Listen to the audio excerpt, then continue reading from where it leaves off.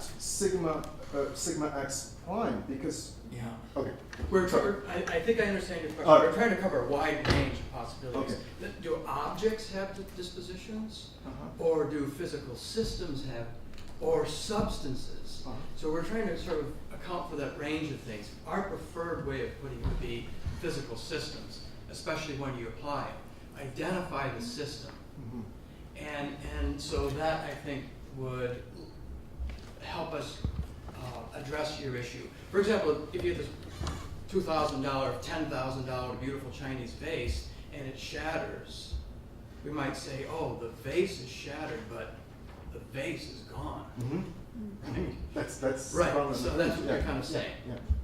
But if we approach it maybe the idea that X is a physical system, that lets us be more rigorous with Okay. it.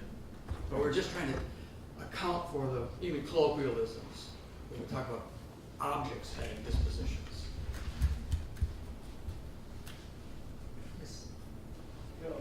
The word manifestation occurs several times.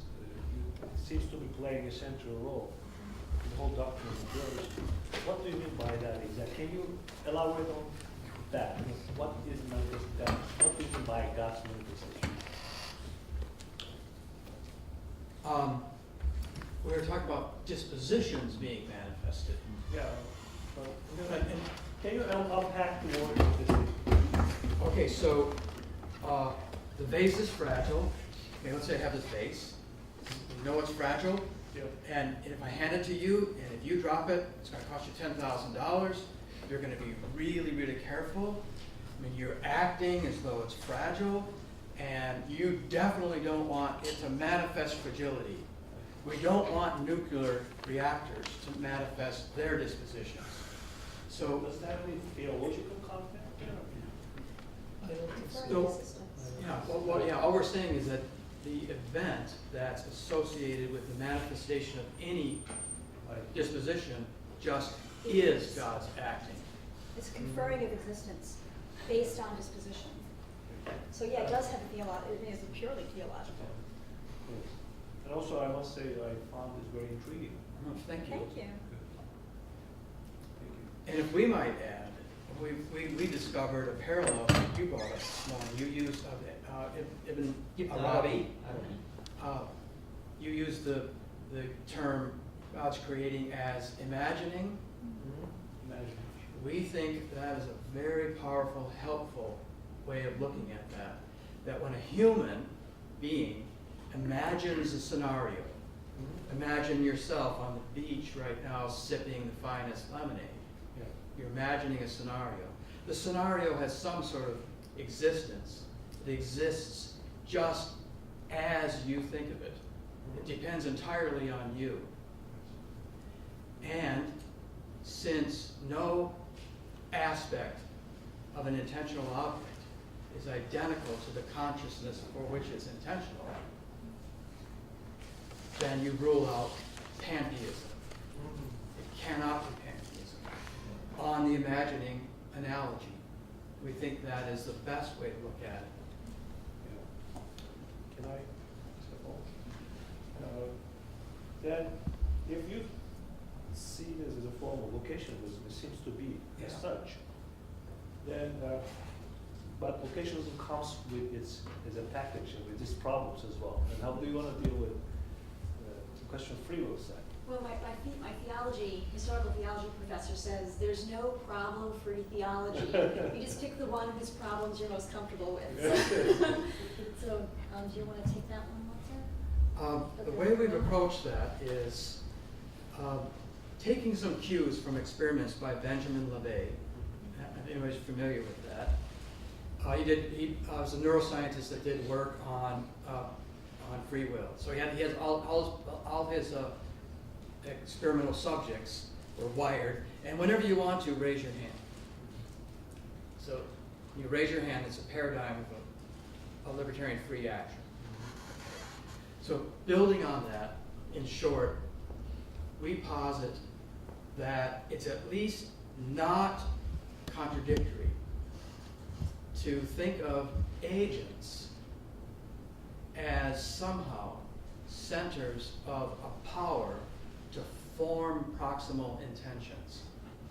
Forming proximal intentions is whatever it is that precedes that movement. I chose to do it, but it's subliminal for me. So if we can work in the notion of an agent as having a power to form proximal intentions, we can have libertarian freedom. But that action is causally immune and causally impotent under God's control. And then we could develop that another day. But we think that's a promising way to overcome that problem. The only problem is that if we'd like divine compositionalism to apply to not only free agents, human agents, but the natural world as well, then all of a sudden that breaks down because trees and elephants and antelopes, they are not making proximal intentions like free will agents can. So right now we're kind of wrestling with how can we apply this to the natural world as well as human free agents as well.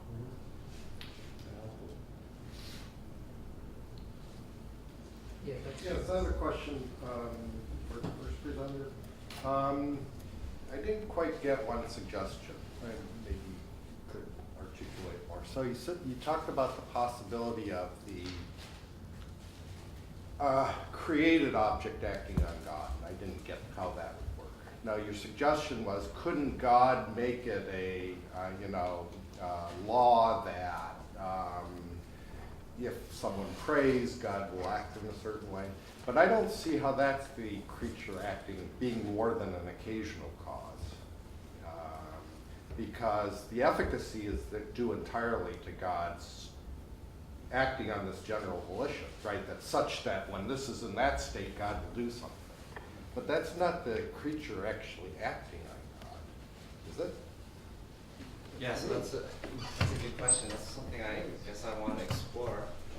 And I limited my paper to continuous creation, this argument. And what I take to be Malebranche's take is, why is it that only God is a causal factor in the creation scenario? It's that there's no other, there's nothing else in existence. But after the initial creation, clearly there are things in existence. But if we take the continuous recreation interpretation, it turns out, I guess, when, state A exists, state B doesn't exist. I mean, the whole world is coming into creation, right? Descending into nothingness and then reappearing in creation. So these things seem to have I just picture some kind of existential chasm between any state of affairs in the world. So my natural instinct is that there can be no causal relations across this existential chasm.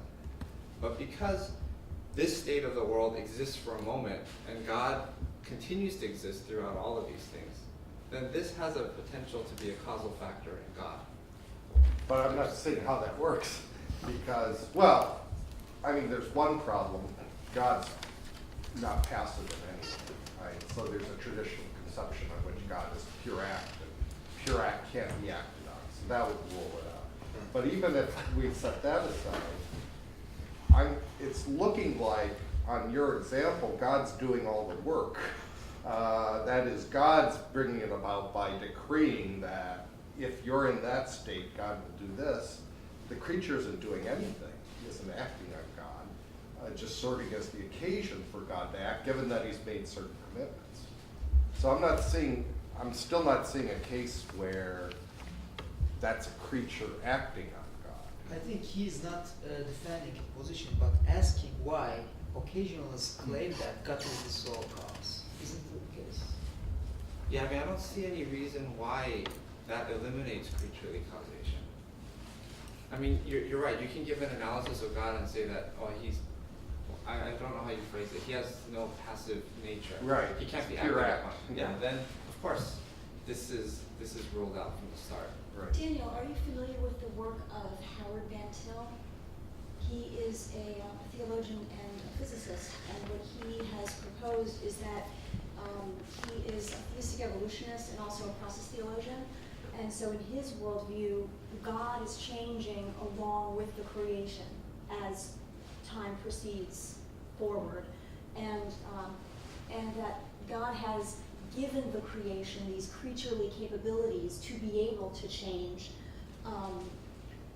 So I mean, it might just be a place for you to go to sort of get some of this, some of the reading, just to see these alternative views. Because it sounds to me that's kind of where your questions might either become more complicated or get answered. But it seems like kind of a composition to me between, say, process theology and also sort of a theistic evolution view of the unfolding of nature over time. And at the end of the day, I think the problem boils down to what we mean by causality. Yeah. How we understand causality. And it refers to closely related concepts of possibility and coming into being. So if you understand differently these concepts from an occasionalist, certainly your ways are divided. But if you would like to engage in a dialogue with an occasionalist, you should come to talk about these basic concepts initially, and then see in what points you are diverged, in what points you agree, etc. So I think these basic concepts are important to clarify in order to make an argument or how to proceed. Yeah, no, that's a good point. I mean, just one comment, I guess, in the mental causation literature, because it's so reliant on analyses of causation, a lot of times these philosophers will say, okay, well, forget about the analysis of causation, it's too controversial. Let's just assume that causation is on the table, and I mean, what can we do? So largely in this debate, I haven't even gotten to the meat of the mental causation debate, because the real debate is over overdetermination, whether mental and physical causes overdetermine, and generally the consensus is physical causes will exclude overdetermination from happening. And I guess my take is, there's been an interesting series of papers written on the possibility of overdetermination and analyzing what the concept of overdetermination is. And I find that very favorable. I mean, so this is just my speculation right now, but if I can apply overdetermination now back to this occasionalism picture, and, well, so it's not occasionalism, but if somehow creatures and the creator can overdetermine events, then maybe I can have a picture where I can have my cake and eat it too, where God is causing everything, but perhaps I can be responsible in a different way than God is. Something along those lines. Okay, first Dr. Schultz and then Dr. Nam. So just a quick suggestion, Yeah. something a little less radical in process, because that's changing the rules of the game, I think. But there was the scholastic, traditional scholastic view was concurrentism, which was supposed to be God concurs with the creatures. It's not overdetermination, because God's not completely producing it. He's producing it with the agent. And so if you want to look for some compromise position, I think looking at concurrentism would be more promising than an overdeterminationist sort of position. Well, I'm sorry, so just one comment on that. The reason why I like the overdetermination option, even though I agree with you, it sounds implausible, and I mean, I have my own resistance too, but as I started, my talk, my initial tension was, God controls everything, but I know I just know it in my bones, I'm a causal factor. Okay, so maybe my intuitions are wrong, but I want to have those two things together. And if I go down the concurrentist route, I lose God's control. But if I have Well, they claim not, because God's concurrence is a necessary condition for. But then God's not sufficient. Whereas in overdeterminate, you get two sufficient causes. And anyway. And back to Sundays. Exactly. Yeah, Dr. Nam. So, again, on this same problem here, not necessarily in the later, in the scholastic and later occasionalist theories, but one of the precedents that I would see is in the way Plato talks about or uses the intervention of the demiurgos in the world. And if you look at different parts of the corpus of Platonic corpus on theory of forms, he's not always committed to the idea that once the demiurgos creates the world, he retires. So you find that in some places, but not in other places. And the way he reintroduces it is through a participation, methexis.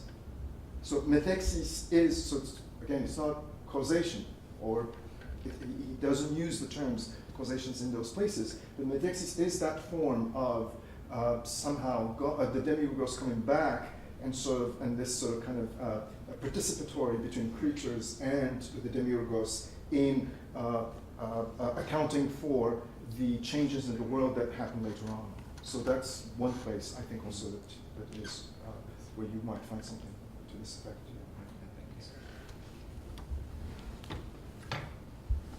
Any other comments or questions? Maybe another suggestion for Daniel. There is a literature on emergence and complexity theories and divine action. And some sees consciousness and mental activity as an emergent property. You might also want to look at that literature as well. I would suggest people like Philip Clayton may help. Yeah, no, that's true. So, yeah, just to put this in the broader project for me, it does include consciousness. So, I mean, there's so many things I've left out, and but according to Jaegwon Kim, he says the two core problems right now in philosophy of mind, and of course this is changing, but he says it's consciousness and mental causation.